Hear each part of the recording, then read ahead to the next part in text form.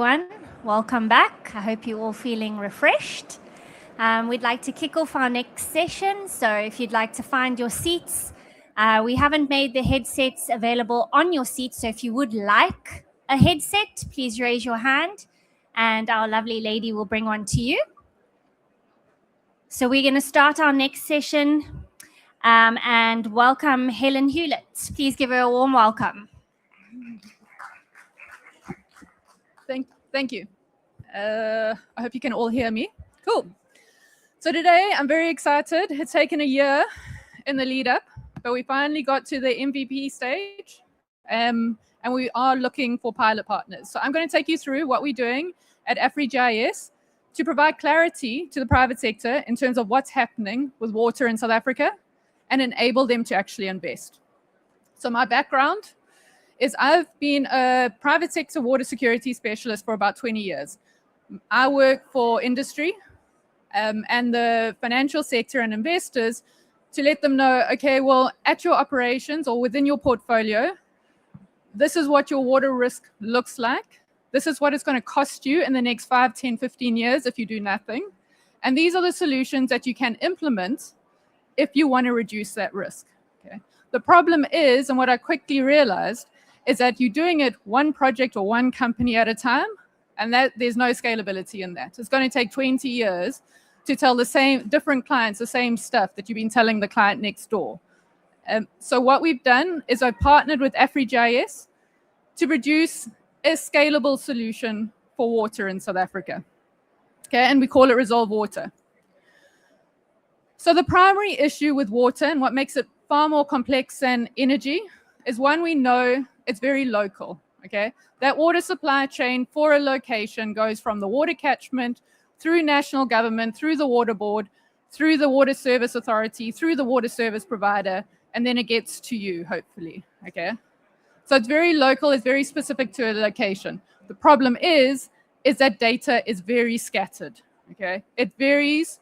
You've got to look at national government documentation to get an answer. Then you've got to look at water board planning and documentation. Then you've got to look at the water service authority planning and documentation to actually figure out, well, what's happening at my location. Okay. And what happens there, because a site can't actually understand its own water supply, they realize they've got a water risk on one side. Okay. They know it's a water risk. They have an idea that it's large, but they can't convince their boards or the financial institutions that they need to start investing in this water risk. So capital stores. This is where we are mostly in South Africa at the moment. Companies in the private sector know there's a water risk, it's large, but it's not being translated into something that decision makers can actually do something about.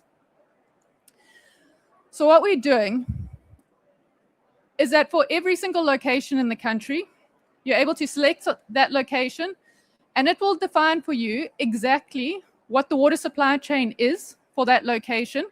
So what catchment is coming from, what climate change is going to do to that water supply, what projects are going to augment water supply in that catchment, down to the water board, down to the water service authority, down to the water service provider.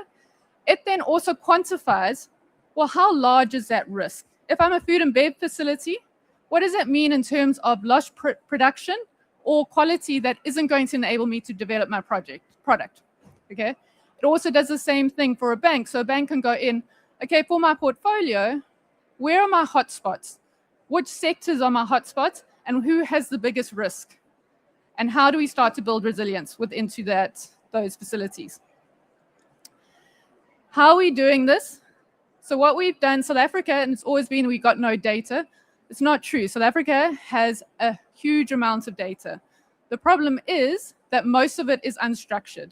It's sitting in PDFs. It's sitting in a reconciliation strategy. It's sitting in a water service provider development plan.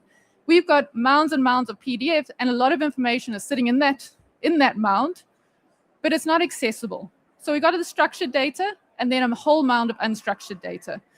So what we're doing at AfriGIS is we're ingesting all the structured data, but then we've also developed LLMs to ingest all of the unstructured data.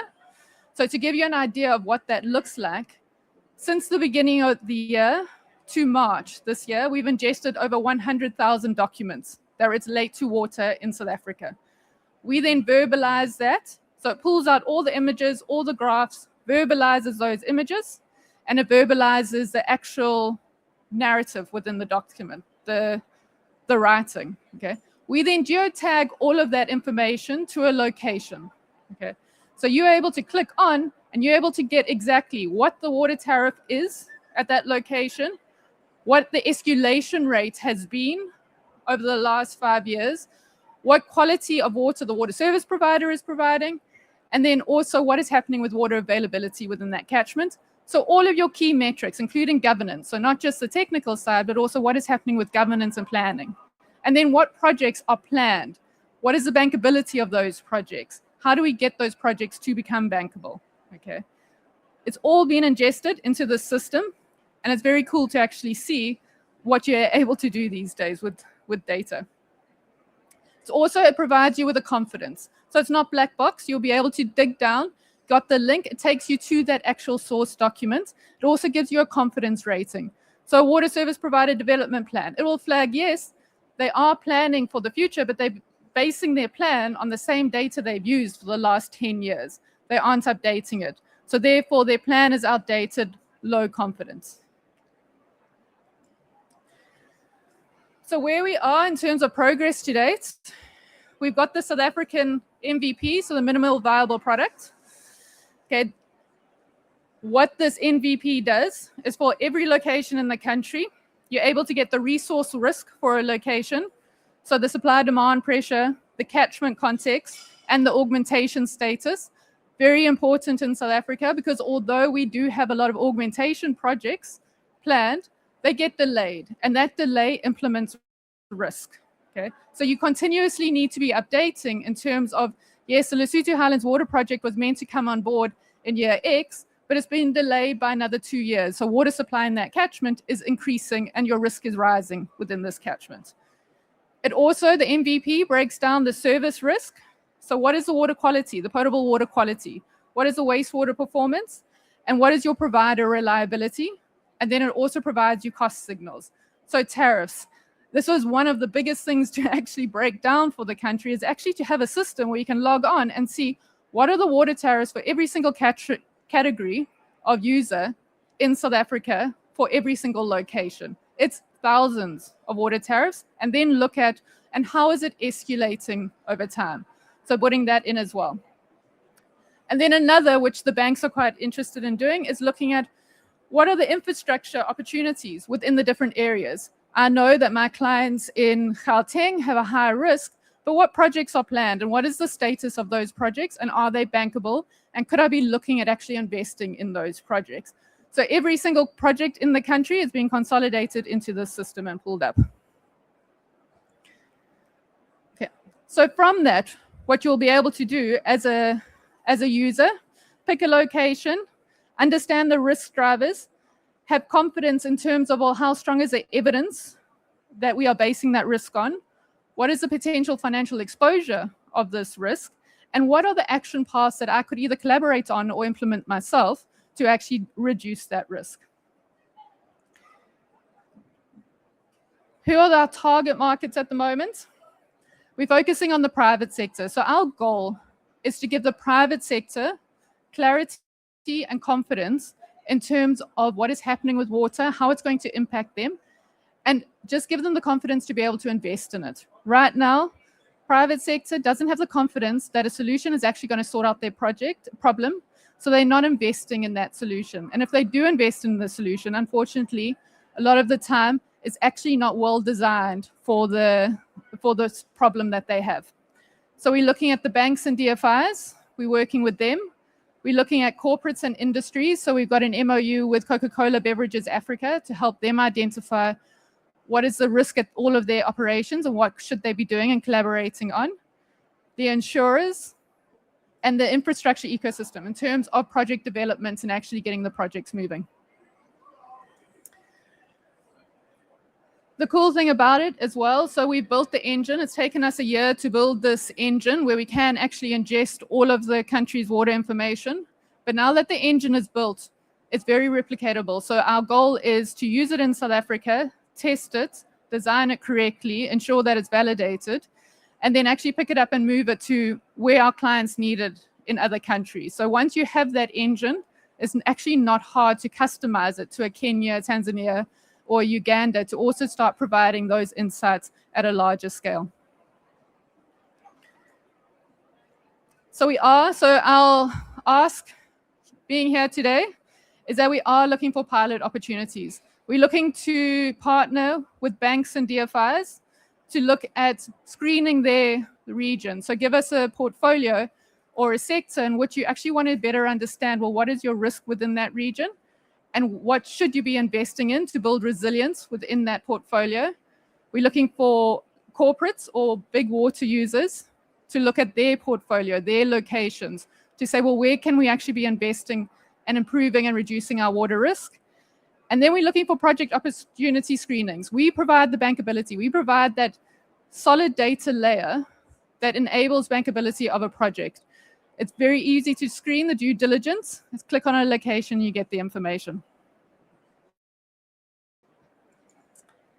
Pilots, practical, 90-day pilot, very, very contained, and you get the answer out the other side to understand, okay, is this adding value? But the most important thing that we're trying to understand is how do we design this thing so that it actually pushes decision-making at the end? Because that's where we have to get to in South Africa. We've got to start making the decisions. So how do we design and ensure that the information that we are giving the private sector actually enables that decision-making? And then last one. So if you would like to either talk about piloting, please send me an email or give me a call.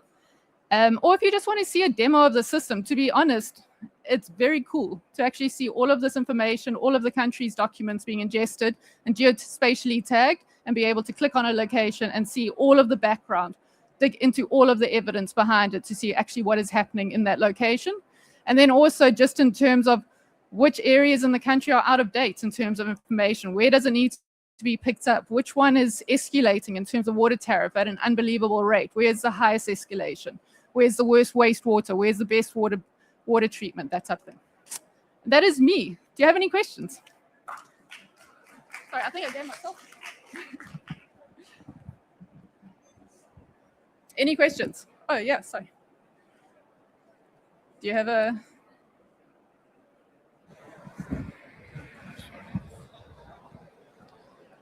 Thank you very much. Hi, Helen. Helen, once you've determined their risk and exposure, I assume you can recommend treatment interventions as well. Yes. Do you also work with companies that do water treatment to help them to reduce their risk? Or how does that work? So we take it to a level. So you identify the risk in terms of high, medium, and low. You identify where along their supply chain the largest risk sits, so the risk driver. You then quantify that. So we'll take it down to the level of we quantify. So your food and bev facility, your pulp and paper facility, will quantify potentially what does that mean in terms of lost production and profits in the short, medium, and long term. But then exactly that. We match the driver with the solution. We don't give you the exact design that you need to do for a reuse plant or a desalination plant, but we'll say to solve this is a non-revenue water problem. Don't look at removing alien vegetation from the catchment. That's not going to reduce that specific risk. Yeah. That driver is matched to this solution. Okay. We then stop there. So we're not selling technologies. It then has to go, okay, well, who are the best technology partners to take that forward? Okay. Okay.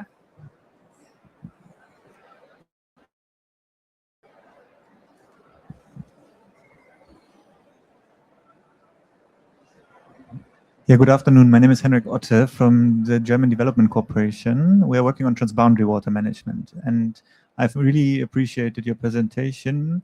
And I just wanted to ask, a lot of the data or a lot of the relevant decisions are also somewhat transboundary, because in the end, a lot of the water, for example, for South Africa comes from Lesotho. Yes. So how are you envisioning to incorporate that? And just to mention, we are currently looking into the information system of Orascom, the Orange Senko River Basin Commission, seeing how we can maybe improve that. So it would be really nice to exchange further and look how we can maybe collaborate. Thank you. So, no, exactly that. So we know at the moment, so right now we're ingesting data for South Africa. We know, okay, at some point Obviously, the Lesotho side comes in because of the Lesotho Highland Water Project, but then transboundary, where else do we need to ingest data? Our main role is to translate it for the private sector. Okay.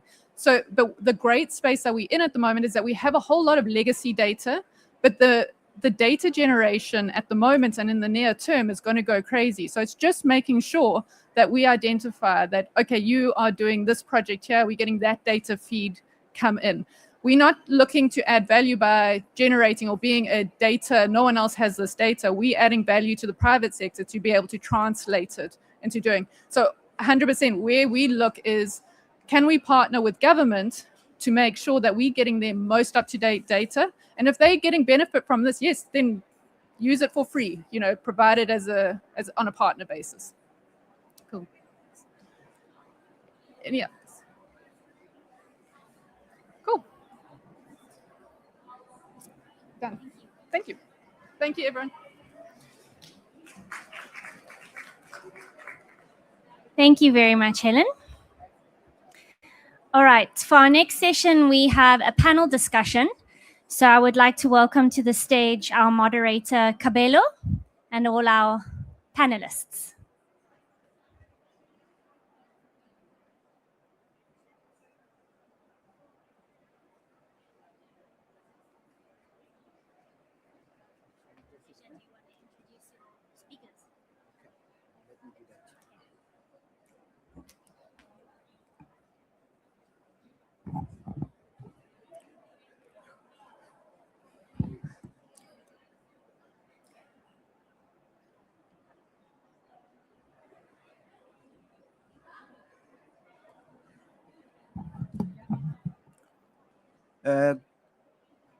Good afternoon to everyone, and welcome to the Water Hub. We'll now be having a panel discussion on advanced water treatment systems. And on the panel today, we'll have Ms. Pindile Mahlangu from Magalies Water from the Scientific Services Department. We'll also have Dr. Ashton Mpofu, who's the Director of AfriFov Group, and Mr. Gerhard, the CEO of Maskam Water.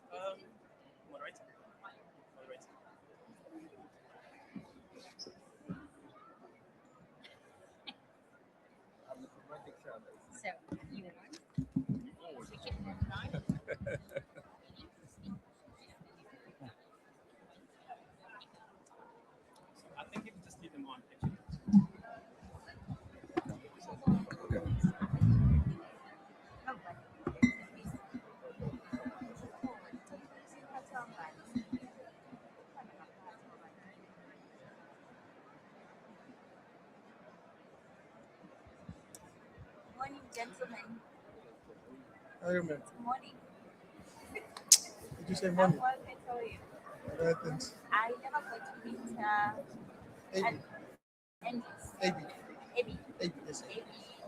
Abby. Yes, thanks to everyone for your patience. I will now give our esteemed speakers a chance to briefly introduce themselves, starting with Ms. Pindile. Good afternoon, everyone, and also good afternoon to my fellow panelists. My name is Pindile Mahlangu. I am the executive manager within Magalies Water. I am the scientific services. Basically, within the Magalies Water board, I am responsible for analytical services, process and technology innovation, as well as research and development. Just to also further elevate what I'm responsible for. Any other challenges that they normally come across within the process and the operation space, the solutions are normally coming from our side. Corrective actions for the processes are coming from our side, as well as water quality monitoring and testing. Thank you so much. Thank you for that introduction. And next we'll go to Dr. Ashton Mpofu. Thank you, MC. Good afternoon, everyone. The name and surname has been said. I think I'm a familiar face, but I'll introduce myself. I'm currently the director and principal consultant of AfriVolve Group. So we are in the business of actually involving Africa. We work on a number of water projects, and I'm happy to engage you further on what you're working on. Some of you may know me from WISA. I sit as part of the board of WISA. And you may also know me from IWA, where I sit as part of the Strategic Council of the International Water Association, and also very noisy about young professionals in the water sector. So yeah, I'm the noisy one. Happy to meet everyone. Thank you for that. Then over to Mr. Gerhard Kronje. Thank you very much. Good afternoon, everybody. My name is Gerhard Kronje. I'm the CEO of Maskam Water. We're a player in the game in the manufacturing side of it. And I'm very passionate about what reuse of water can bring, the opportunities it can unlock. There's much more than just saying we're treating wastewater. There's a lot that we can unlock, and that's why I'm doing this. It's the passion about it. But before we can continue, if I can have 10 seconds. I've been trying to track down Mr. Mpofu since yesterday morning for a meeting. Would you mind if we do that now? We'll certainly have time for that a bit later. Then I see we have an additional speaker. Sir, can you please introduce yourself? Good afternoon, everyone. My name is Abi Andres. I'm the head and executive manager at the Standard Bank. I head the mining and metal space. So I guess I'm the thorn in everyone, because I'm the one that actually needs that water and be able to recycle accordingly and be as responsible as I can. So what we do at Standard Bank, we've got a sector called energy infrastructure and mining. So we fund the mining projects, we fund energy projects, we fund infrastructure. Within the infrastructure, we've got also water solutions that we give within the bank. Thanks. Thank you for that. Thank you for that. Colleagues, last but not least, I'll introduce myself. My name is Kabelo Setlati, and I'm from East End Water Care Company. That's ERWAT. We specialize in wastewater treatment and conveyance systems. And briefly, on the backdrop of the Green Drop report that was issued, it is quite clear that there is a degradation in terms of the water quality that's coming from our wastewater systems, and that is very alarming. But now we need to ask ourselves, what is the root cause of that? Is it the technology? Is it the processes? Is it the skills? But today, I think we'll delve deeper into the technology aspect part of it. So in South Africa, we use conventional activated systems, and now there's an emergence of membrane technology. So, Mr. Mpofu, to you, of these two systems, what do you think are the pros and cons of the MBR, and are they feasible for long-term solutions in the sector? Interesting question. I'll start by saying nothing is impossible. You know, if the whole world can do it, we can also do it as well. So the MBR seems to be the future, you know, but the only challenge at the moment is whether us as South Africa, are we ready to embrace the MBR, you know, especially in the public sector. I know the city of Cape Town is doing it just here at Postdem at a very exorbitant, alarming 5 billion rand. I don't know how they got to that figure, city of Cape Town, but pardon me, I have to say it. But it's feasible, and especially if you're talking about water reuse, like Gerhard has said now, we need to ensure that the water that we produce, you know, from the biological treatment is of good quality. And the only way to get there is, you know, using the MBR. It is the future, but the only challenge that we have is, are we ready as South Africa, you know, to embrace such technologies? Do we have the skills? Do we understand it? You know, can we afford it? That's a very important thing, because if you look at the grant funding, I'm happy Mashang is here as well to speak to that, because you give it to them, and then what happens in 6 months? You know, are the process controllers ready? You know, WISA will call you to task on this one. Our process controllers ready to run an MBR system. You know, it's on me as well as a board member of WISA. So I'm talking technical skills. I'm talking finances as well. I'm just talking about the capacity to be able to do it. Come to activate a large process, we understand it very well. It's been in existence for over 100 years. I was privileged to be sitting where you are today, listening to her speaking yesterday, that the system is robust. Even when it comes to contaminants of emerging concern, the system is robust. The system can do the job. But the only challenge now is, are we ready to transition and go to where the world is going, which is the MPR? Though there's still in-betweens of the moving bed bioreactors, that's what the system does. It does the job as well. So I would like to say to the South African water sector, before we get carried away of driving Ferraris, out there are other cars that we can drive that will serve the whole population. Let's think about the bus, let's think about the train before we rush to drive the Ferrari. Ferrari is not for everyone. So for now, I will say, if you're ready and you want to do direct potable water reuse, yes, do MPR. If you're under pressure in the city where people are paying for their rates and taxes, and you can afford that your plant can have an MPR or an anaerobic membrane bioreactor as well, it does well the same work, then let's do it. But if you're not ready and you know that you are still struggling to run a basic system, and the green drop tell us a story, alarming, almost 50%, they're in critical or poor state. So we can't leapfrog and be excited as a sector that you can leapfrog and go to an MPR. Let's first learn to pass metric before we think about a diploma or a master's or a PhD. Let's go backward. Let's transition step by step. Let's not get carried away about what the world is saying, what is happening, whoever is coming to us, step by step. But private sector can do it. Because if Veolia comes and says, I'm going to install an MPR, Suez and Proxa and all these people, IWS is here, Maskam is here, then you can't say no to them, because they know how to do it. They've got the skills, they've got the knowledge and everything. And if we are going to privatize, or not privatize, but the word is very problematic in the sector, so we are privatizing. If we are going to allow the private sector to come in and run our plants, whether in a third-party contract or performance-based, I don't know what it's going to look like, but the bottom line is, let them do it. They've got the skill sets, they've got the finance, they've got the experience, so let's do it. But for the rest of us as the public sector, I would like to say, as I conclude answering this question, one step at a time. One step at a time. Rome was not built in one night. Rome was not built in a day, however, was bent down in one night. However, the buzzwords today in the industries are SPVs and triple Ps, right?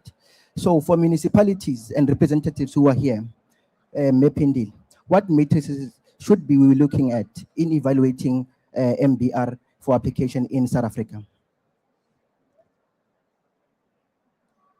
Thank you so much for the question. I think he's already highlighted the financial aspect of it, which is to say, currently, I'm one of those people who believe that as South Africa, we're currently not doing enough financially to look at exorbitant type of advanced technologies.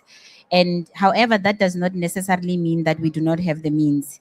And I think that's why he spoke to grant funding earlier. Unfortunately, in our case, we are water board. We don't have a lot of those grant funds from the department directly in terms of intervention. However, we are also looking into getting funding. And I think Abe here, I'm disappointed that he walked away just when I thought we could also engage in the discussion, where the advice for water boards and municipalities would then be, let us look at blended finances. Let us look at the private sector financing, and let's not only focus on the government relief for the people of South Africa. Dr. Mpofura is right in saying that MBR, I will talk to it myself from the scientific aspect of things. There is no comparison between CAS and MBR. You are looking at a system that is so it's advanced. The water quality, it cannot be comparable. The waste generation cannot be comparable. You are talking to a system that reduces your waste from 60% to at least less than 10%, because MBRs are a compact system that is done in such a way that is cascading for you to get the results that you want. However, at a very low processing rate. However, the capital investment for those systems is very high. So that then talks to the part where Abe comes in to say, let us look for other ways as water boards, as municipalities to fund our infrastructure. However, I must highlight to yourself, the biggest challenge with us, we are public servers. You need to look at the return on investment. Whatever you put into the system, he's talking to 5 billion. I almost fainted. If you're going to be talking to 5 billion, you need to also ask yourself if the region, the community that you will be saving, your consumers will be able to then carry that in your tariffs. And looking at 5 billion rands, Dr. Mpofu, in our case, a water board, we are looking at least 3 water treatment works that are above 100 megaliters per day. 3, 4. So now it is a comparison to say, are we going to build 300 megaliters per day water treatment works to serve a population of over maybe 4 million?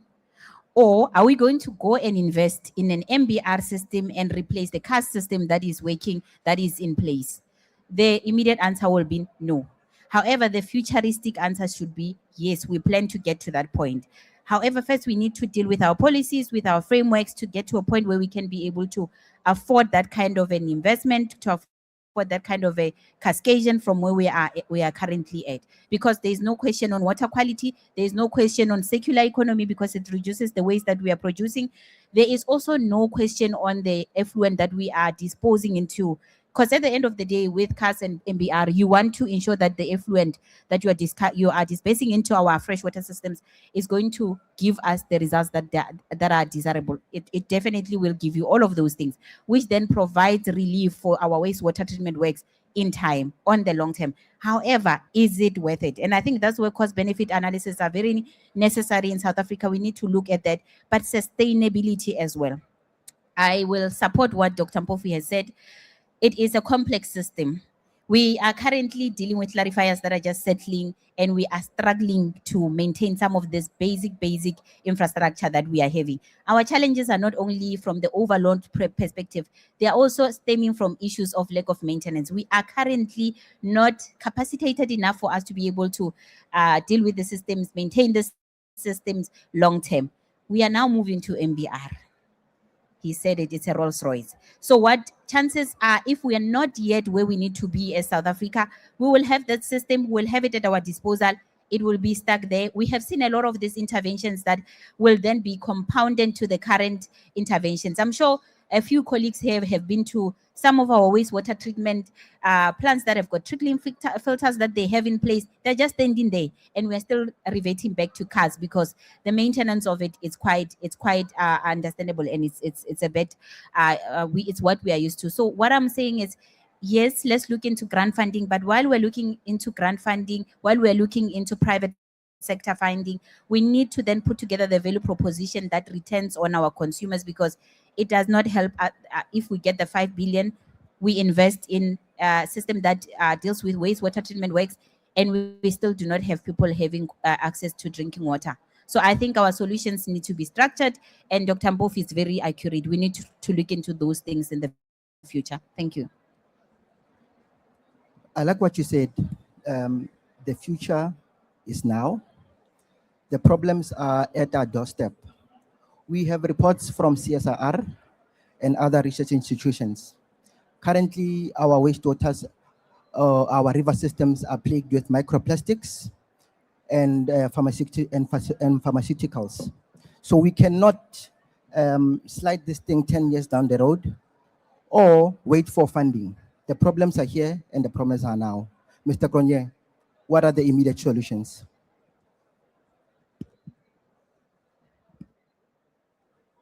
Okay, sorry, for some reason this thing didn't want to turn on. I think I'm going to take a little bit of a different approach. We were, up until this point, speaking about municipal type systems. But if we look at what's happening in terms of the National Water Act and the regulations of last year, we now need to look at municipal systems as well as on-site solutions or water efficient solutions. And that changes the ball game completely. And it's not the one or the other. We need both. We need the municipal systems, we need the central grid systems, but we also need on-site solutions. And when it comes to that, you deal with a completely different kind of customer, because on-site solutions can be anywhere from an informal settlement to an industrial site, formal settlements, etc., in between. Now, on your MBRs, I fully agree that your effluent quality is pretty much guaranteed because you have a membrane that is the final block that will give you the effluent quality on the other end. What we've seen is if your influence side is not properly managed, you might have problem with membrane fouling very, very quickly, and that creates a lot of other problems, including overflows upstream that then create a bigger pollution problem. So I don't believe it's one or the other. I think we need to look at fit for purpose. What is the supply line to the treatment plant, and what do we want out on the other end? Keeping in mind the total cost of ownership as well. Because so often do we take the capital cost and we take that as the be-all and end-all. It's not. Because when you buy that system, it's like buying a car. You've got to put tires on, you've got to pay for fuel, you need to pay for services, there's insurance, there's a lot of other costs that's associated. So when we do the comparison, we need to look at what we get in. If you have an influent, for instance, where that's high in fats, oils, and grease, your membranes will be problematic. Heavy metals, we've seen the same thing happening. On the other end, if you need a guaranteed outflow, then your normal activated sludge will be problematic because that can fluctuate according to the biomass and chemicals coming in, etc. So what do we have coming in? What do we want out on the other end? And then we look at the total cost of ownership, at least over a 20-year period. And I have a question, and I'm not sure if you want to hand it to one of the panelists. That's an open question for me at this stage that I'm busy looking at, probably from a research point of view, is what is the possibility of combining the two technologies? Where you have your activated sludge doing the treatment up to a certain level, and you use membrane as a final polishing stage, so you get a better quality effluent into the membrane side with less of a risk of blockages and associated problems. I don't know the answer, but that's something that maybe we need to look at. Remember, the activated sludge system, as we know today, your biological nutrient removal section of that was developed in South Africa. It's now international, but it was developed here. So we mustn't fall into the trap of thinking we have to take whatever is available overseas. We mustn't fall into the trap of saying, this is what's available there, it's going to work for us here. We can innovate, we have the ability to do that, and maybe we can come up with the next generation that's even better than either of these two. Thank you for that response. I see Dr. Mpofu is nodding his head and looks like he has a response. But before you respond, Mr. Mpofu, maybe you can hit two birds with one stone. As it stands, South Africa is under-industrialized, and we need to industrialize South Africa, given the fact that we need to address the ESG, right? So as we seek to industrialize South Africa, that potentially will burden our wastewater treatment systems and purification systems. So how then do we ensure that we are ready for the industrialization that South Africa requires? Yeah, quite a good question. I wish I had an exact position as well to sit in the decision making. I'm not saying anything to Ms. Mahlangu here, but yeah, I'll start with this question. The truth of the matter is, he's actually unpacking what the MPR is. So initially, we used to have the biological treatment sitting here, the cars, and then adding membrane filters later, to further treat that water to a good quality. Then one guy decided to say, hey, what if I combine the two systems into one? And then an MPR was born, by taking what was going to be upstream and bring it into one reactor unit. Because what an MPR does, it's just like a straw, you're sucking water, through a filter, but there are bacteria present in the same unit. So they're busy eating your organics, But as we are sucking water that is, more purified, or we are, separating the solids to remain in the ditch, for the bacteria to enjoy themselves and eat that. So that's what is happening. Whether it's a membrane bioreactor, which is aerobic because there's air being added, or it's an anaerobic membrane bioreactor, which is in the absence of air. So one clever guy decided to get a patent by just saying, you two have been sitting separate. Whatever comes from him or her goes to this person. But now I want you guys to sit in one room and work together. And voila, we had an MPR, or an NPR. So that's just the technical aspects, but I think that was a good one from your end. We can still separate them. We still do in certain places. We do expedited search process, then we do ultrafiltration, and then some people do RO. But what I like to emphasize always is the fact that we must do fit for purpose reuse. There is no need for you to go extra mile and produce potable water while you want to make bricks. Why do you need potable water for flushing? Why do you need potable water that is costing you 30 rand a kiloliter while you just want to wash things that the floors or wash windows and things like that? So South Africa must come back to say, in certain circumstances, let's produce what we call processed water. Water that can be used for processing things that are non-edible. It doesn't come to your table. It's things that will make your chairs, to make your metal, fabric, and blah, blah, blah, tanneries and other places. That's why you talk about processed water. That is where the World Bank is playing now in Bangladesh and Pakistan, asking the industries there to come together, invest in decentralized systems to produce what we call processed water. eThekwini has done it as well. They treat water and supply, industries there. City of Cape Town is doing it. They are busy treating water in Postdem, supply Century City. All that water that you see around, that you like when you go to Century City, is wastewater from Postdem. That water is also being pumped into Epping industrial area, where the industries are using it there at a very reduced cost, and buying 20 rand, 30 rand, they're now buying it less than 12 rand a kiloliter. So that's exactly what we are saying. And this man next will talk about multiple smalls. If I do it in my factory, you do it in your factory, everyone does it. We are all reusing, fit for purpose. Even if you're irrigating, a school can irrigate the garden, they can do the lawn, and etc. But the impact that you may have is to what he's saying now, because we have got very poor planning in South Africa, but we are also very good in putting plans into paper. We have a master plan from Minister Lindwesi Sulu that we're excited about, decided to push it with the Operation Vulindlela. We're excited about it, we pushed it. And I'm hearing there's a new master plan coming again very soon. So we are putting money into planning, but that does not get us to anywhere. I will say this. Home Affairs will complain about the influx of immigrants from the rest of Africa. Cape Town is enjoying now, because the more you seem to be industrialized and things are moving, everyone is attracted to you. The case of UK and America is coming to the city of Cape Town.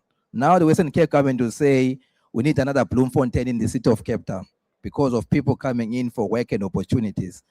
But are we planning to extend the resources? Are we planning about the water that these people need? Are we planning about the electricity? Are we planning about more roads and more buses and blah, blah, blah? No. To some extent, the answer is no. Are we thinking about people coming to look for jobs here? Then you say 80%, 60% youth unemployed, blah, blah, blah. But did we sit down as executives and the leaders of the country to think about the consequences that we are putting ourselves, or subjecting ourselves to? So your question is very important, because I'll tell you today, we are busy doing social housing because people need homes. And you said the problem is now, we can't be thinking about the future. They will just clear a land there, give it to someone to build, Now, the plants are at capacity, you can't put more water there, Then they will say, okay, let's capitalize by night floors.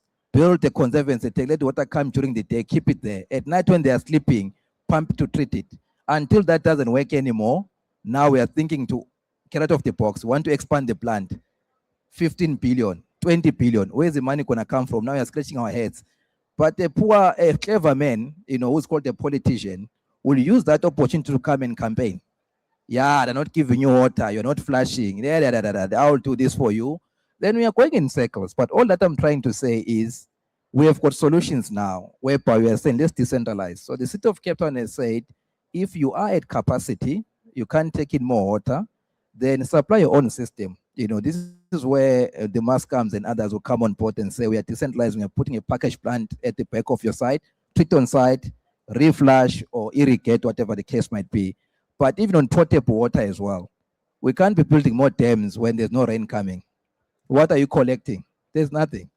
At the same time, we can't be thinking about desalination. That's why it's being pushed by the City of Cape Town. It was 2026, 2028, very soon it's going to be 2030. But at least they are looking into managed aquifer recharge. They are looking into, direct potable reuse for, and blah, blah, blah, coming to 700 megaliters a day.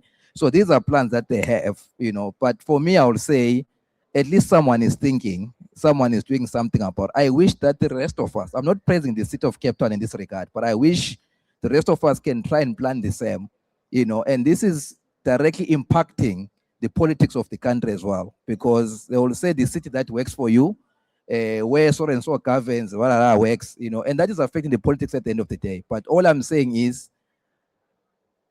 I'm talking for the young people now, we also wish to sit in that boardroom and listen to these 60-year-olds. I'm not being derogatory or undermining the seasoned professionals, but allow us to come and help you to think, because we are the future. We are the agenda 2060, after that we want. It's not your want, you'll be gone. It's nature. Let young people come on board and help you to plan for the future, so that when we talk about MPR and all these things, we know what we are talking about. For you, just give them the opportunity, give them the seat in the table, and let's plan better. That's all I'm saying. If I offended someone, please, I apologize. But let's plan better. That's what I can say. Yeah, I see Pindile wants to have a bite at this. But as you respond, Pindile, or as you contribute to what Doctor is saying, can you please just maybe take us through or rather guide us into what is more important, source pollution solutions or end of pipe solutions? Thank you.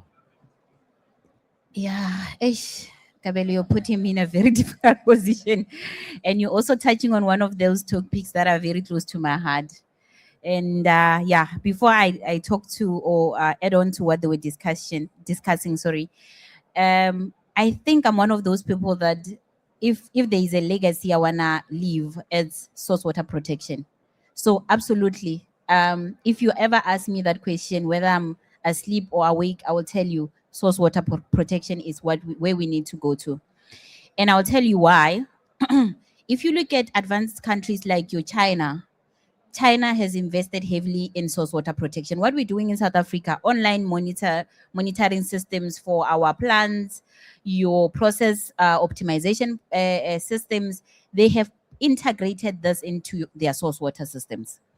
So in China, they have a floating lab in the middle of a dam, one of their biggest dam that they have in Shanghai. They have a floating lab with everything else that we have in a conventional lab in South Africa. And if you really look at it, we are dealing with the aftermath. The Chinese are treating issues ahead of when the water comes into the process or the treatment works. By the time the water comes to your treatment works, it's already within acceptable limits and they're able to treat it. So that comes from the point of heavily investing in source water protection. And in South Africa, the first thing that needs to happen, I think at this point, we're also, we are moving towards those areas by expanding on our infrastructure for raw water supply. That is a very good place. The second thing that needs to happen is that we need to protect the source water somehow. And I think that's where Dr. Mpofu and Gerhard come in there to say, let us look at decentralizing the systems, because look at Gauteng for one. If you at least decentralize 20% of the systems that are currently discharging into our source water, you have at least solved some of your problems. The second part, we have got the development of new, I do know the National Water Act does say now, if you are not able to then accommodate that development, you're not going to do it. I don't want to get involved in those things. I have said that I do not speak for the department or government. I still am yet to see that happening. Instead of saying to people, no, we're not going to do it, I think the decentralization is the way to go. To say, then find a system where you then further treat your water within your system, such that we don't then dispose back into the treatment works. I think at the tap or consumer point, our worries, Kabelo, should be, are we able to supply South Africans with enough water? Because currently, we cannot even meet the demand within the South African context. How are we even going to be dealing with issues at the consumer point, at the tap, at the distribution, where it's porous, when we haven't really sorted our issues from downstream? So my point would be source water protection. It's the biggest thing, and I think that's where a lot of our efforts need to go into. We look at nature-based solutions to remediate our system, as well as somehow rehabilitate the system such that we are able to treat. Once we have water that is compliant in terms of treatment requirements, we can then look at expanding. And I'll talk to this, colleagues. My apologies if maybe it looks like I'm taking us back. I'll talk to this in light of what my two colleagues have said here. I still repeat, if we're going to then couple the current systems that we are having, instead of expanding on the current systems that we are having, we can definitely be able to do that as we go on. We are then bottling up the system. Chances are we're going to have issues like we're saying, but more than anything, we are not going to be able to have enough output for us to abstract from. So maybe the first part will be to currently refurbish what we have that is not working, priority number one. Priority number two, once we have refurbished and what we have is working, it's a system is there, then maybe further upgrade what we are working on so that we can cover the inflow that we have. Once that is sorted, which is the second solution, the third one, let us look at advanced treatment. We can then couple things, we can polish our water. I think we genuinely, if we had to be honest with ourselves, we're not at a point where we have the liberty to start polishing our wastewater treatment effluent. We're not yet there. I'm sorry, colleagues, I agree with the two of you in saying futuristically, yes, we can be able to, but currently we just need to make work what we have. Let's refurbish, let's upgrade, and finally, then let us incorporate all the other systems in place. You asked a very pertinent question with regards to microplastics. I am a rural girl. I look for low-hanging fruits. I want applicable solutions. I am for advanced treatment. I am for innovative solutions, but I also want practical solutions. We already have studies in place that have told us we are seeing that we're able to remove microplastics. I want to respond to your microplastic question. I don't think we fully addressed that. Your dissolved air flotation is able to remove your macroplastics. And if you have a proper system in terms of your filtration system, you are able to remove your microplastic. If you want to then modify your current existing system in a water treatment works, then put in a finishing system onto the current conventional treatment works, which is going to be a bit less as compared to ultimately rerouting the entire system. Go into your filtration, put that thing offline for a couple of months, put in a granular activated carbon media there. It will then remove your nano microplastics. Problem solved. Yes, we might not be at a point where we are doing 90% or 99% removal efficacy for our microplastics, but you can remove your 60%. And you can protect the consumers, and you can be able to do that with a turnaround time of about 2 years. Yet, if we're going to be looking at constructing completely new systems, that is looking at 5-year plan. And Dr. Mpofu still wants to be here, by the way, and he knows he's still going to be here. So, and Gerhard as well. So let's look at low-hanging fruits, colleagues, and let's immediately talk to that. Contaminants of emerging concern. Our treatment systems, okay, let me not move to wastewater treatment works, because my issue with that approach is if we are not able to use wastewater treatment works to remove what it's for. I mean, MBR, CAS, colleagues, is the same thing. For me, you are talking about biological nutrient removal. You're just coupling it and you're putting it together. So for me, let's focus on that part in terms of the removals in our wastewater treatment works. Once that's done, then I will focus on removing contaminants of emerging concern. You remove your nutrients in the water, you remove your biologicals in the water, your organics in the water, then allow me to deal with contaminants of emerging concern, and I'll be able to deal with that because it's PAC. Also, going into the reality of things, South Africans cannot afford these treatments that are exorbitant. Then let's retrofit, let's modify, and let's look at, okay, you can still introduce your PAC in your treatment works, then still introduce your polishing systems. Also, I am so in love with the concept of Chinese, because they have all of these things. The only thing with me and them, when we have our problems, it comes with money. They have a lot of money to do a whole lot of fancy things for a whole lot of different reasons. I don't have that money. He says I'm an exec, but I'm one that doesn't have a lot of money. We don't have money in South Africa. We need solutions that do not require a whole lot of money. So I'm not going to put in place an ultrafiltration system. We're already struggling with energy. We don't have enough energy in South Africa. Currently, as it is, we're battling with what we're talking to. We are talking to unreliable energy supply. And you want to put an ultrafiltration system into that, then a nanofiltration system into there, a reverse osmosis system into that. We need to look at what fit for purpose. I like that. What works for us. Then let us look for what works for us. And in this instant, let's look at pollution systems at the end of what we currently have. Let us operate what we are currently having at maximum capacity. Let us maintain fully what we have, and then we can look at all these other fancy things that we've spoken to. And lastly, my apologies, ESG. There is no one amongst us in South Africa who is not practicing ESG. We just haven't put it in place. We have not put it on paper.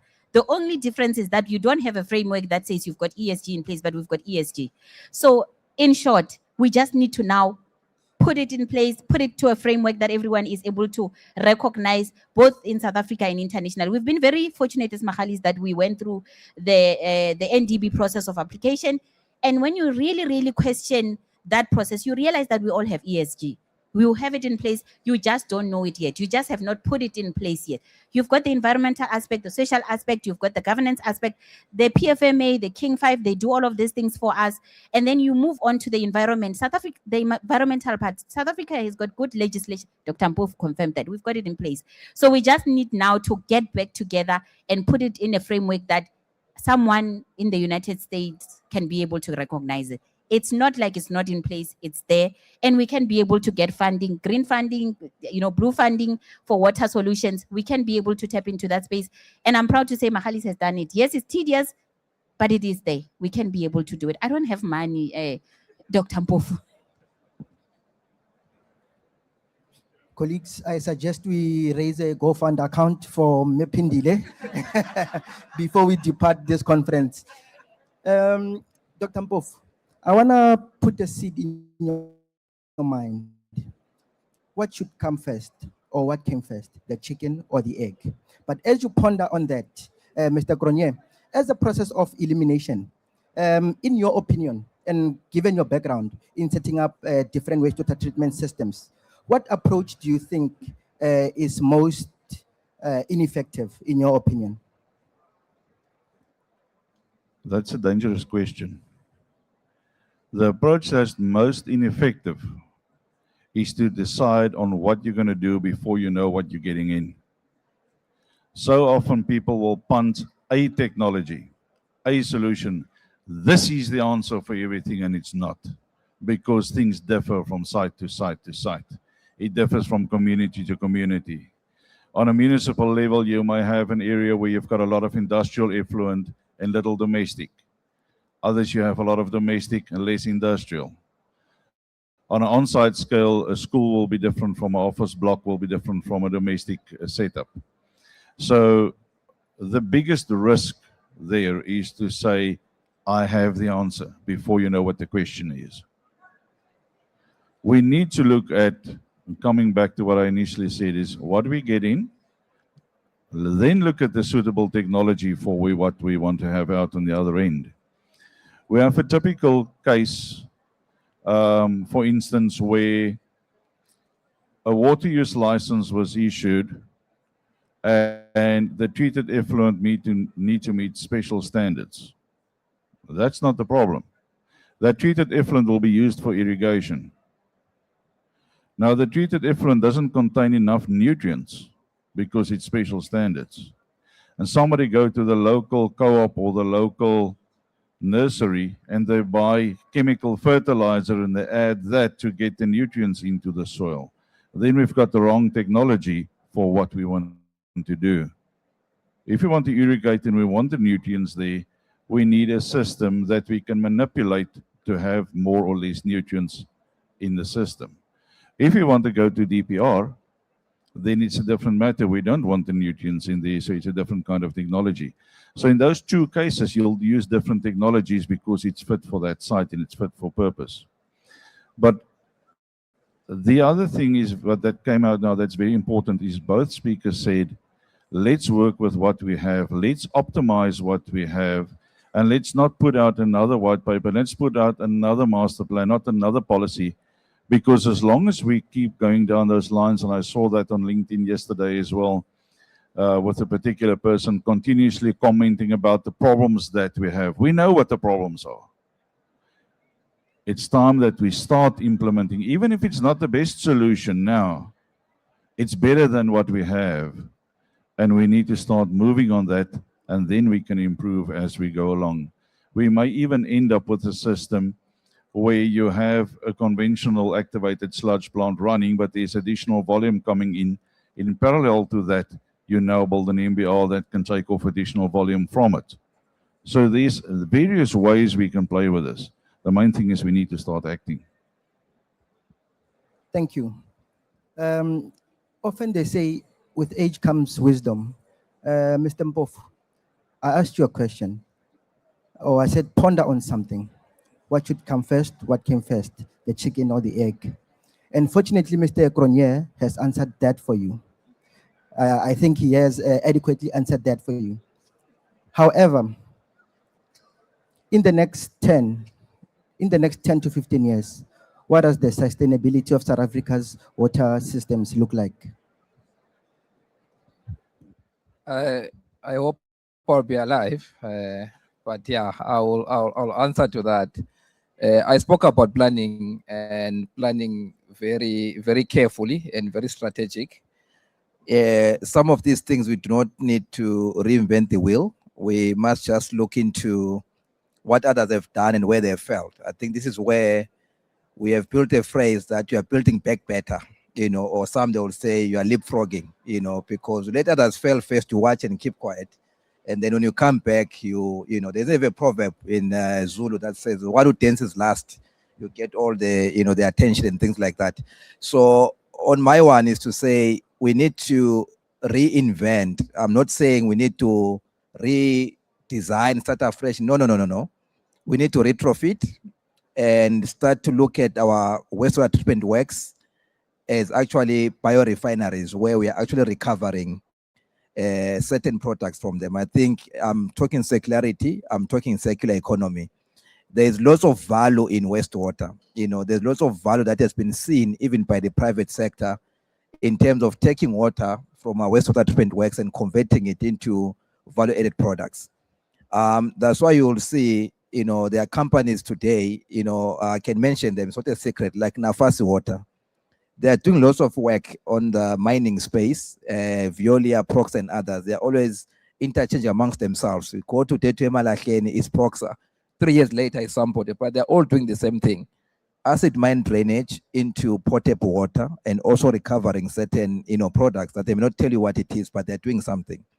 So what we're looking at is on a potable side or, you know, demand side, let's look at diversifying our, you know, water resources. Let's not really fixate ourselves on surface water. Let's move away and say probably inland, you know, Gauteng, you know, going to Northwest and other places. Let's look at engaging the mines and saying the water that you are producing, let's clean it up, let's reuse it on site. And if this extra, somebody else can take it, clean it up and use it for their own, you know, good.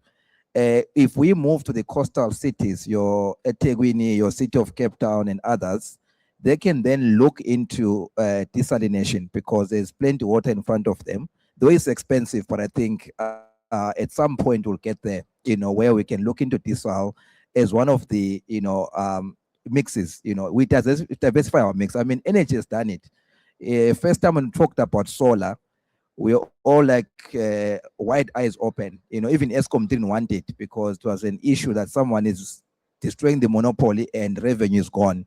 but that's not the issue.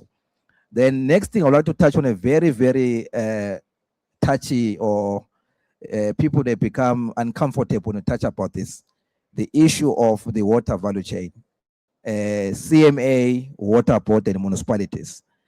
I'm not a politician, but the truth of the matter is municipalities are failing us. That's the plain truth.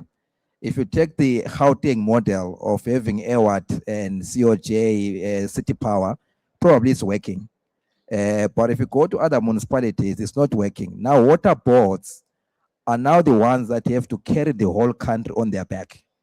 That's why now they've become clever as well and formed these PTY limiteds, Umgeni, Utugela Water Services, Rand Water Services, PTY Limited. It's time that we allow those that have got capable hands and capacity and etc. to do the work. It's pointless to continue flogging a dead horse. You are continuing arresting these municipal managers. We are finding them millions and what. It's not going to help anyone. People need water. The country needs water to industrialize. I mean, you talked about industry and the importance of water. The president was said that water is like the blood in a human body. It drives the economy. So if we don't fix water and energy, we can't industrialize, we can't create jobs, we can't even build this economy. We must just forget. So we're at localities now. Even when you talk about the money, water is now issue number one, and the 55 billion of Baba that has been spoken here, just here. We need to be careful on how that money is going to be spent. Are we going to give it to capable hands? Because leaving water boards in silos that they have to fund their own money, have their own be revenue generating and blah, blah, blah, it's not fair while they are funding a municipality that is failing to do its work. So those municipalities are also not paying the water boards for supplying the water. So I'm saying in the next 10 years, we need to go back and relook at the water value chain. If WSPs are coming on board and the minister is going to get that approval from parliament to license water service providers, that's okay. If Suez is going to become a WSP, Proxa, whoever is going to get that, even if water boards as well can qualify to become water service providers, I'm okay with that. I'm all about getting people that are capable to do the work, coming in and doing the work. And on top of that, on the wastewater side, let's decentralize. The man called Bill Gates has done the work. The one who pays the piper calls the tune. He has come up with the reinvent the toilet challenge. There's a lot of technology that have come out from that challenge. There are some that exist without the Gates Foundation here. We need to decentralize. Where in places where we can't provide flushing toilets, it's impossible to let everyone flush. That's the truth of the matter. Some places we can, but the conditions are not agreed. You can't go to an informal sector and want to put a flushing toilet. It's impossible. So we need to decentralize and look at solutions and systems that can be fitting to be done in an informal segment. So I'm talking maybe a dry sanitation system, I'm talking others, but in places where people can flush and there's a feasibility of you doing a flushing toilet and you can reuse the water, let's take that road. So in summary, all I'm saying, the governance is okay for now, but the implementation is still lacking.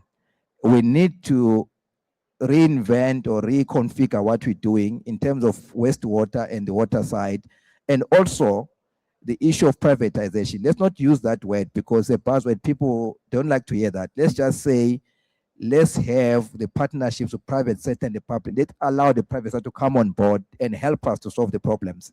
I think by doing that, we are actually becoming inclusive, in a business side. Because when we talk about inclusivity on the social side, we're all clapping hands and standing up on our chairs and say, yes, let's be inclusive.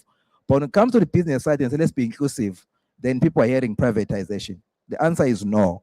Let's work together as a country. Allow private sector to come on board with their money, their technical skills and abilities, and allow us as public sector to provide the services. She touched on very important financing mechanisms. Today, you can talk about water credits, you can talk about carbon credits, you can talk about green funds and blah, blah, blah.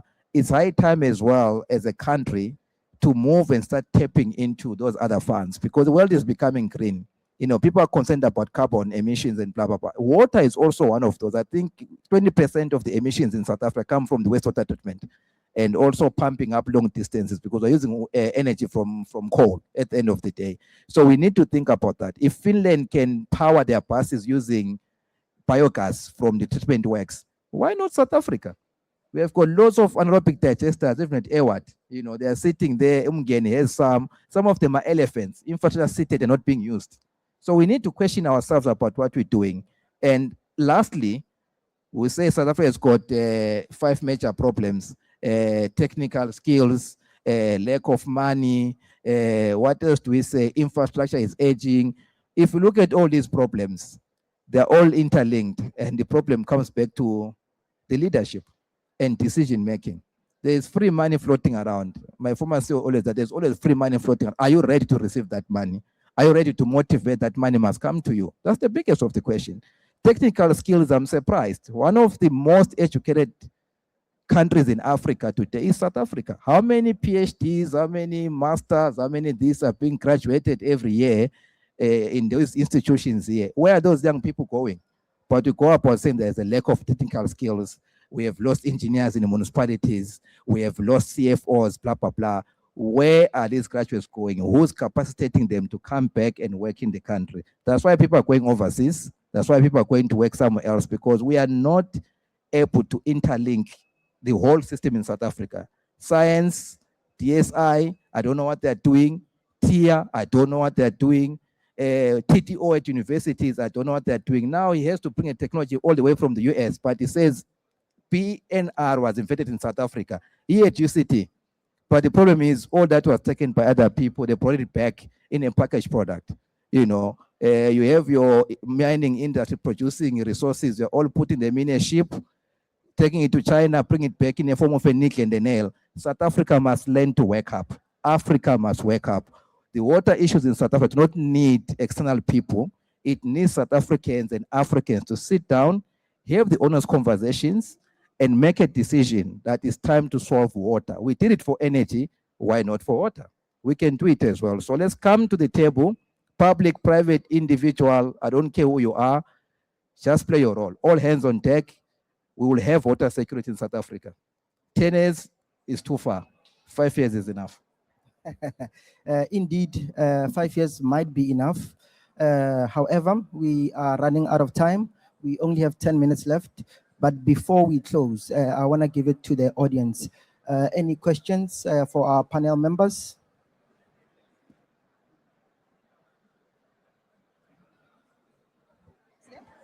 Okay, first question from the back.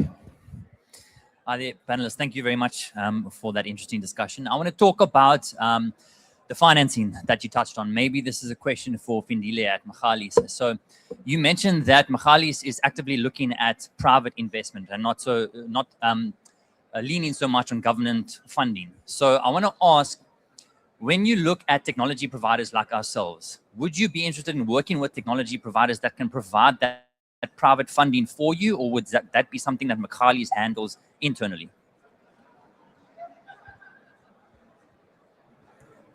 Good afternoon. I wish I knew your name. You said your name is again? Dylan Billingham from Egbers Colson. We are a technology provider. Okay, thank you. So I thought he was going to give me an opportunity as the only woman on the stage to close something, but I'm going to close it anyway. So yeah, we definitely are looking at that. One of the things that I wrote down here is we need to, I think it's just reiterating what he said, integrated approaches. There is no ways in which we can say as a water board that we're not looking into solutions even from the private sector. The only thing that we need to do is we need to come together and actually solve the challenges that we are having. If your technology, your intervention will be assisting us in looking at some of the challenges we actually are facing, it is something we can be able to consider. And you would also be very surprised at the way the funders, the banks, international banks, are somehow rooting for that kind of an approach where you have an integrated solution or phrase to how you're going to be dealing with things. And it will also be assessed in the process of getting the funding. So we are interested. And also it also talks to the fact that we don't have answers for everything as water boards. As everyone, we need each other. And at times, the solutions that we are looking at might not necessarily come up with the relief that you have. So if we can then sit together, work together, like I said, we have the processes in place, ESG, everything, all of us. It is just in the making of how we structure the system such that it is then acceptable by international banks. But we are looking at those integrated approaches to the solution, to the problems that we are currently having. Thank you. Okay. Sorry, just a follow-up on that. So I'm glad to hear that, because one of the bottlenecks that we've seen with our clients is we're going to come to them with the gold standard solution, the most optimal solution for their process. And it might just end up being an MBR system, which they say they can't afford. In that case, we're actually working with a private investment fund, an international fund. In this case, it's from the Netherlands. So we say we can fund that project for you and become the water service provider or the water provider to you. In return, you pay us a tariff per kiloliter of water treated. So is that kind of a structure that you would be interested in? Or I see your face within doubt now. You see, that's where you and I are not gonna. Okay. Because you're gonna wanna add to my tariff by a couple of rands. And my consumers in the Northwest, when I talk about tariff negotiations, we fight tooth and nail for me to get at least 50 cents or 1 rand and something. So if your solution is going to be looking at something, and I hear what you're saying, because at the end of the day, it's a value chain. The recovery of the financial process needs to start somewhere and somewhere. You're very right. You will be adding onto our tariff. We have to add that tariff addition to someone. We will then add that tariff solution to our consumers. Now look at a setup where we have 14 rands or 11 rands per kiloliter. If you're going to be looking at adding 5 rands for me, it's impractical. It's not that I don't want to take your solution, it's impractical. So hence that's where the challenges come in, and I think that's what I was saying earlier, to say there is no ways in which a public entity is going to consider a 5 billion rand polishing system. It's not going to work that way. Hence why I'm saying let's integrate. We were recently approached by a company that was also looking at a solution for us. The biggest thing is cost benefit analysis, value proposition. Are we deriving the much needed value out of it for our consumers? And in our case, our job is to basically protect that. So if you're going to be coming and adding that 5 rands to that 14 rands that we're already fighting over, it's going to be impractical. It's not that the solution is not applicable, because you will come to me and we'll assess it and we'll evaluate it. It will be okay. It will be that it's not impractical for me to apply. But we are open. Absolutely. The solutions we're going to get are not going to come from us only. They need to come from all of us here. Can I ask, what if we can beat your usual tariff? Would you then look at it? Because usually we only go for contract structures like that where we can beat the municipal tariff. So if we can beat your tariff, would you be interested? Absolutely. I'm not alone. I have the CEO of the company. I'm going to put him on the spot. He's wearing a blue shirt on the right there. He makes a lot of these decisions. So I'm sure you can engage him, and then we'll definitely talk about it. But just before you sit down, one of the things that I'm also for, it's solutions that come from what we currently have right here that we're not going to pay much for. We are struggling with organics, we are struggling with nutrients and all these other things. One of the areas that are not necessarily explored is photocatalytic degradation. Listen, our systems are open. So already the photocatalytic part is there. If we look at those kind of solutions onto your open system, just add an additional layer. That's not going to take an arm and cost me an arm and a leg, and let's treat the water. Because photocatalytic degradation talks to what you're taking from the sunlight, what you're introducing into the water, getting the right wavelength, removing exactly what you need to remove out of the water. I am not going to change anything on the system that I currently have. You're retrofitting, which is what he was talking to. You're modifying, but also at a very low cost. Then we can talk. But if you're going to want to introduce another system that's going to be treating onto what I have, I'm not going to consider. Thank you so much. Okay, one more question from the floor. Good afternoon, ladies and gentlemen. I am Musima Tele from Igurulen Water Care Company. My question is directed to you, Dr. Mpofu. You spoke about water fit for purpose or for use. And for me, when I check the current stringent limits that we are having as the wastewater treatment plants, or for the wastewater treatment plants, it is impractical to go for water use for purpose. go and check your RQOs, go and check your in-stream water quality objectives. They are too stringent in such a way that even some parameters like your electrical conductivity, they are too stringent more than the drinking water. What are we saying about this? Will this be practical? Yeah, that's an interesting question. I think maybe you need him to filter for you. Yeah, but in all seriousness, it's an issue of governance, an issue of engaging TWS in this regard. Not alone. You must speak as a group. That's why I called Salka into question. You know, I'll ask William Moraka. Luwawalo is gone now.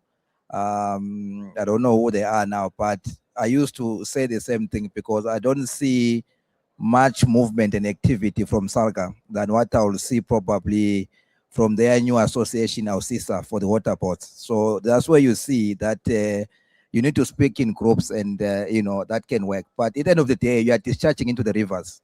Some rivers are special. They are very polluted in Gauteng. That's why they want you to actually dilute. So you're being used to dilute, you know, so you need to look into that. But if I had the powers, I will tell you, just allow farmers to come and take your water. Your friends in Cape Town are doing it. They've got a trade effluent pipeline going to Epping and going to Durbanville wine farms, you know, because those guys there, they're just concerned about the irrigation standards. If you're irrigating less than 50, you only have got 5 parameters. And fun enough, CO2 is 5,000 milligrams per liter.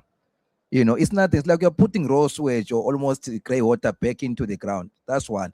You charge a bit more, up to 500. You add a little bit, 2, 3, 4 parameters. Only when you're charging from 500 to 2,000, then it becomes a bit tricky. The GA is gone. Now you need to go for a water use license. But you guys can think about it. If you can give slush for free, why can't you give trade effluent on a browser? They can come and fetch it from you on a certain, you know, rate and blah blah blah. If you don't want to put a pipeline like City of Cape Town, you know. And then just to take a bite from your question, Quest Colson. Yeah, I used to work with you, probably your director, you know. Good work, but all I can say is private sector tech providers, you need to sit down and come up with very clever business models for them to actually absorb you. Talk about performance-based contracts, talk about water as a service, talk about blah, blah, blah, all those things. Sit down, think about it. When you approach them, the executives, speak the language that they understand, because it goes to the CFO. That's why she's telling you about the 11 rand. So if you can beat it, then obviously you're in, you know, otherwise you never make it, or you have to wait for them to decide in a boardroom and put out a tender, you know, and that I can take it myself probably, not you. But all I'm saying is, please be clever as private sector, come up with a very clever business model that will force these people to embrace you because they've got no option, you know. Yeah, land revenue, water use performance-based contracts. So I can save you 2 billion, give me 200 million, you know, they smile, you know, because they can't get the billion from the consumers. But if you can get it, they will be happy to take you in. So think about that. You know, you come at 8 rand, they actually make profits on top of you and put 3 rand to charge the consumers. Then they will smile. If not, forget. If you want to sell a technology like bread and butter or anything that we consume in the kitchen, forget it. They won't embrace you. One last bonus question.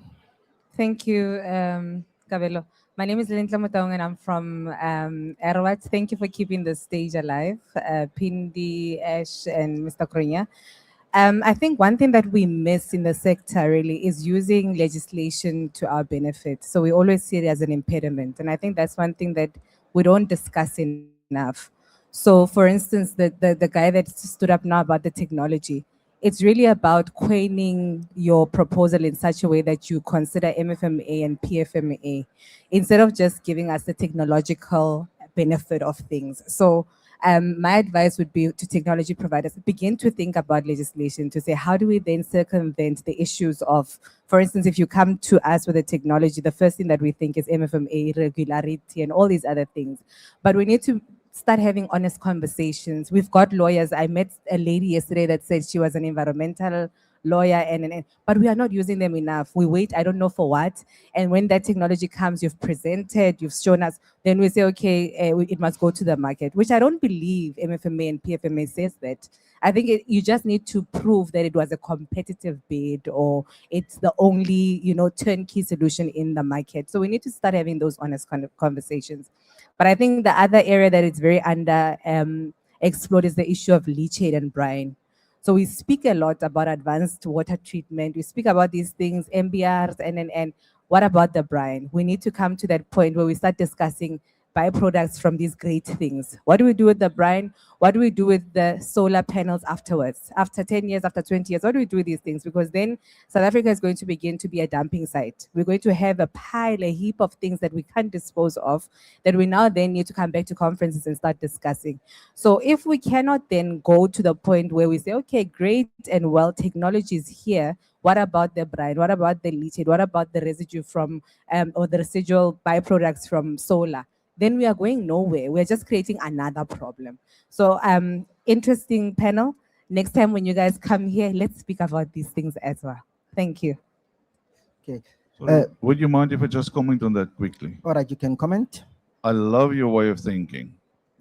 We need to use legislation to our advantage because so often do we see that as prohibiting, and it's not. It's the way we interpret that. But on top of that, we need to stop seeing waste as a problem. The minute we see wastewater as a resource, because we can recover a lot of that. We have sludge, we have heavy metals, we have a lot that we can get out of there. And then when we reuse that water, we create a secondary economy with it. So once we start seeing wastewater as a resource and not as a problem, the money will be there because then the finances will make sense. Currently, making money out of wastewater is seen as, I've got to pay something to treat this and dump it. And so it's money down the drain, literally. But when we see it as a resource, we can start selling treated effluent, like City of Cape Town is doing. We can start selling high-quality sludge as organic fertilizer. When we can recover heavy metals from there and we make money from it. When we change our mindset, we'll change the industry, we'll solve our water problem. Thank you for that input. Colleagues, I think we need another hour for this discussion. Ms. Pindi, only 5 minutes, 5 minutes tops. Apologies, yeah. But I wanna just add and support what he is saying because we currently on the HRDBS remediation project, and we have explored quite a number of ways to basically reuse, recycle the hyacinths. And I think I had a discussion with Dr. Tabela yesterday where the model is we started off from a point of saying, let us try to look at the hyacinths instead of dumping it. Let's try and see if we can generate activated carbon from it. You then do your prototype, you do your cost benefit analysis. You realize that hyacinths is basically 80%, 90% water, and you do not have the hard shell for you to, at the end of the day, get yourself the activated carbon that you would want. Coconut is what is generally used. If you want to look at a solution closer to that, it has to be around similar kind of a system. We went over to look at the generation of biogas from the burning of your hyacinths. It's a similar setup. You need biomass. You need heavy loads. If you look at countries that are using your waste to generate biogas, it is heavy waste. It is domestic waste. It has to be heavy waste. That also was an option that was there, but the model, the value proposition model, because you want to take it and you want to repurpose it, was a bit with us getting a little bit less than what we would expect. Ultimately, which is what you were saying, we looked at fertilizers.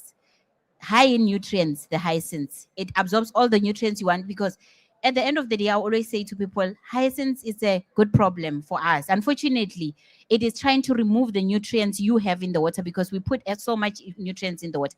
The only problem is that it's not nice. You don't want to be at HRDBS there and you want to be in that and you want to do your boat cruise with all of that green stuff there. But it is there trying to remove all of those nutrients for you. Now the nuisance becomes taking it out of the water. You take it out of the water, you spend so much money trying to do the mechanical removal, you put it out there. If you put it out there, ultimately it's gonna, biodegrade and you're gonna have the nutrients back into the system. into your groundwater system, which we have not fully explored. So now the way, it's true, very accurate, waste is gold. I think I am also to that approach of saying, let us look at what we have, let us reuse it, let us look for its fit for purpose kind of an approach, and let's stop using waste as a problem, and actually look at waste as money, because currently we are selling fertilizers and there are people buying it because they want the nutrients. Thank you for that input. Colleagues, I think it's clear that the solutions are in this room. And given that the solutions are in this room, I urge us all to collaborate. There are pockets of excellence in this space, so let us collaborate and take advantage of one another. And hopefully, we will then have an industry and an environment that is conducive for everyone. Thank you. A round of applause to our speakers.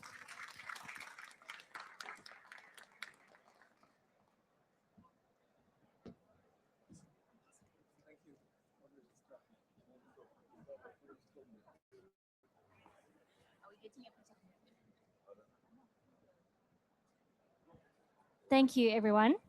No, it's fine. You can go. Thank you. All right, we will be having a break now for Refresh and Connect. Unfortunately, our speaker for the 4 o'clock session is MIA. So we will be extending your break to 4:15, where we will reconvene for the end of the day. Thank you.